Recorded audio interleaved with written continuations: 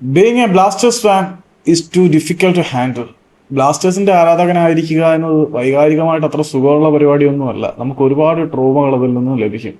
ഏറ്റവും മനോഹരമായതിനെ വളരെ ചെറിയ കാലത്തേക്ക് ആസ്വദിക്കാനുള്ള യോഗം മാത്രമേ ബ്ലാസ്റ്റേഴ്സിന്റെ ഓരോ ആരാധകനും ഉള്ളൂ. കേരള ബ്ലാസ്റ്റേഴ്സിന്റെ കഴിഞ്ഞ സീസൺ എടുത്ത് നോക്കിക്കഴിഞ്ഞാൽ സീസണിന്റെ തുടക്കം ചരിത്രത്തിലെ ഏറ്റവും മോശം സീസണുകളിൽ ഒന്നായി വാഴ്ത്തപ്പെടേണ്ടതായിരുന്നു. പക്ഷേ സീസണിന്റെ പാതയിൽ വെച്ച് രക്ഷകനെ പോലെ കേരള ബ്ലാസ്റ്റേഴ്സിന്റെ കരിഞ്ഞുപോയ സ്വപ്നങ്ങൾക്ക് വീണ്ടും ചിറക് തുന്നിപ്പിടിപ്പിക്കാൻ ഒരു പരിശീലകൻ വന്നു, ആഷ്ലി വെസ്റ്റ്വുഡ്. ആ ആഷ്ലി വെസ്റ്റ്വുഡ് ഒരു സീസണിൽ കൂടി നമുക്കൊപ്പം ഉണ്ടെങ്കിൽ നമ്മൾ കിരീടം നേടും എന്ന് ആരാധകർ ഉറച്ചു വിശ്വസിക്കാൻ തയ്യാറായ സാഹചര്യത്തിൽ ഇനി ആ വെസ്റ്റ്വുഡ് എന്ന കോച്ച് നമുക്കൊപ്പം ഉണ്ടായിരിക്കുമോ എന്നുള്ളത് വളരെ വലിയൊരു ചോദ്യചിഹ്നമാണ്. കാരണം കേരള ബ്ലാസ്റ്റേഴ്സ് താരത്തിന്റെ കോൺട്രാക്ട് എക്സ്റ്റെൻഡ് ചെയ്യാൻ അദ്ദേഹത്തിനെ സമീപിച്ചു. പക്ഷെ അദ്ദേഹം ഇതുവരെയും ബ്ലാസ്റ്റേഴ്സിനോടൊരു എസ് പറഞ്ഞിട്ടില്ല. അദ്ദേഹം നാഷണൽ ടീമുകളുടെയോ മറ്റു ടീമുകളുടെയോ ഇൻവിറ്റേഷന് വേണ്ടി വെയിറ്റ് ചെയ്യുകയാണ്.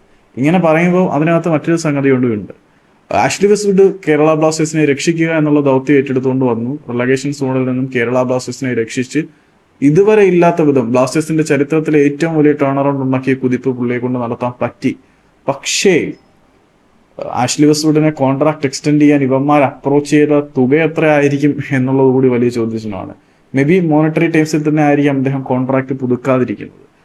ഒരു പരിശീലകനെ പിടിച്ചു നിർത്താൻ ആവശ്യമായിട്ടുള്ള തുക ഇൻവെസ്റ്റ് ചെയ്യാൻ അല്ലെങ്കിൽ ക്യാഷ് ഇറക്കാൻ ഇവർക്ക് ബുദ്ധിമുട്ടുള്ളതായിരിക്കും അതിനുള്ള കാരണം. ഏതായാലും ബ്ലാസ്റ്റേഴ്സ് കോൺട്രാക്ട് പുതുക്കാനുള്ള പ്രപ്പോസൽ മുന്നോട്ട് വെച്ചു.